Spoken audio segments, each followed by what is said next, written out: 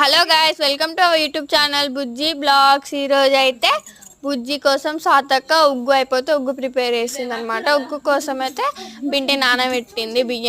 బియ్యం అయితే నానబెట్టాల్సిన అవసరం లేదు. బియ్యం ఇంకా 4 రకాల పప్పులు మనం ఇట్లా వాటర్లో 2 టైమ్స్ ఇట్లా వాష్ చేసి ఎండబెట్టుకోవాలి. ఎండబెట్టుకున్న దాన్ని ఇట్లా మంచిగా ఇట్లా పరుచుకోవాలన్నమాట. ఒకదానికి ఒక టచ్ కాకుండా డ్రై చేసుకోవాలన్నమాట మనము. అప్పుడే అవి మంచిగా అయితే మనకి జెల్ అవుతాయి. లేట్ కాకుండా ఇట్లా ఒక గ్లాస్ పప్పు పెట్టుకోవాలి. ఫస్ట్ ఒక గ్లాస్ వేసిన తర్వాతకి ఇంకో గ్లాస్ సగం. మేమైతే ఇంత తీసుకుంటున్నాం. మీ క్వాంటిటీ మీరు తీసుకోవచ్చు, మీ ఇష్టం. మీకు చేస్తుంటేనే ప్రాసెస్ మీకు అర్థమైపోతుంది. ఇట్లా సాతక్క అన్ని పప్పులు వేస్తుండే, నేను ఇక్కడ వీడియో తీస్తుంటే బుజ్జి అక్కడ పట్టుకొని ఏమో గుంజుతున్నాడు. చూడండి గైస్, ఎప్పుడు అందుకే ఇట్లా అయితే కాదని బుజ్జిని కింద వాకర్లో కూర్చోబెట్టి నేను సాతక్క వేస్తుంటే వీడియో తీస్తున్నా. అప్పట్లో సాతక్క కడిగేసింది అనుకోండి అవి. మళ్ళీ బుజ్జి కింద దిగిండు.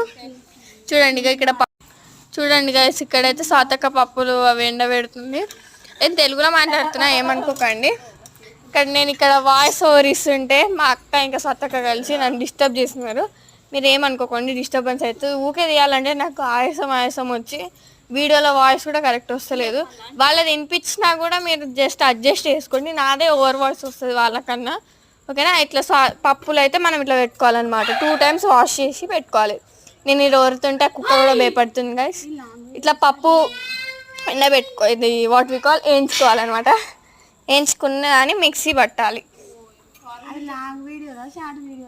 చూడండి గైస్, ఇట్లా మాట్లాడుతున్న డిస్టర్బ్ చేస్తారు. మళ్ళీ బ్లాక్ పెట్టు అంటారు గైస్. న్యాయం చేయండి.